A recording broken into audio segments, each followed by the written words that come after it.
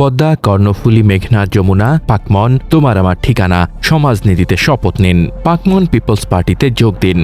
মহান আন্তর্জাতিক ভাষার মাসে স্বাধীনতা চাই মর্মে আসছে ১৬ই ফেব্রুয়ারি ২০২৫ ইংরেজি জাতীয় প্রেস ক্লাব চত্বরে পাকমন পিপলস পার্টির এক সমাবেশের আহ্বান জানিয়েছেন দলের সভাপতি দার্শনিক মোহাম্মদ জাহিদুল হক। স্বাধীনতা দাবি করে তিনি বলেন, পদ্মা, কর্ণফুলী, মেঘনা, যমুনা, পাকমন ইউনিয়ন ইংলিশ পরিভাষায় ইউপিএসআর রাষ্ট্রের স্বাধীনতা ও সার্বভৌমত্ব সুপ্রতিষ্ঠিত করতে চান তিনি। এতে পূর্ণাঙ্গ স্বাধীনতা আসবে, মহান পাকমন জাতি সত্তা সুপ্রতিষ্ঠিত হবে। উল্লেখ্য, এখন থেকে ৭,৫০,০০,০০০ বছর আগে পদ্মা, কর্ণফুলী, মেঘনা, যমুনা, পাকমন অববাহিকা সৃষ্টি হয়েছিল।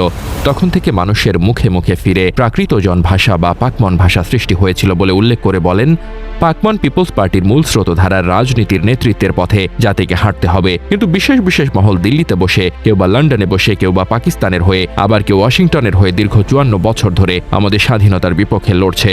উক্ত সমাবেশে সকলকে উপস্থিত থেকে দলমত নির্বিশেষে পাকমনের হয়ে কাজ করার উদাত্ত আহ্বান জানান তিনি। ৩ বিঘা দখল করে নিল। ২০১৪ সাল ভারত আমাদের দক্ষিণ ত্রিপুরা দখল করে নিল। এইভাবে দখল করতে করতে আমাদের সীমানাকে তারা সংকুচিত করেছে। এর পূর্বে একটু বলতে চাই, ১৭৫৭ সালে ২৩শে জুন পলাশির প্রান্তরে যখন আমাদের স্বাধীনতার সূর্য স্থাপিত হয়, তখন আমাদের রাষ্ট্রের অধীনে ছিল বাংলা, বিহার, উড়িষ্যা এবং নেপাল, ভুটান সহ এই পাকমন অঞ্চল সমূহ।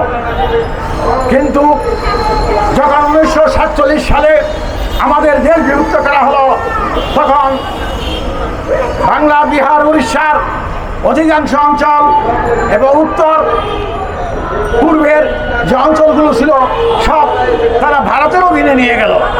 তাহলে আমরা কি পেলাম?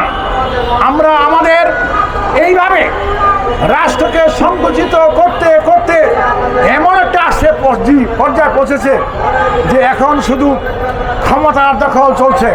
আপনারা জানেন, আমাদের জুলাইয়ের বিপ্লবের পর কি দেখলাম? জুলাইয়ের বিপ্লবের পর আমরা কি দেখলাম? একটি দল ভারতে গিয়ে আশ্রয় নিল, দিল্লিতে গিয়ে আশ্রয় নিল। আরেকটি দল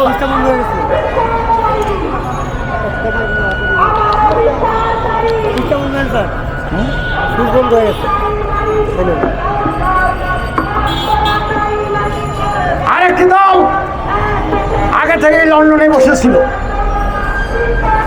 এবং আমরা কি দেখলাম? যখন ছাত্ররা গণঅভ্যুত্থান ঘটালো, তখন এই ছাত্রদের আন্দোলনকে বিভিন্ন গ্রুপ আসে নিজেদের দাবি করে আর কি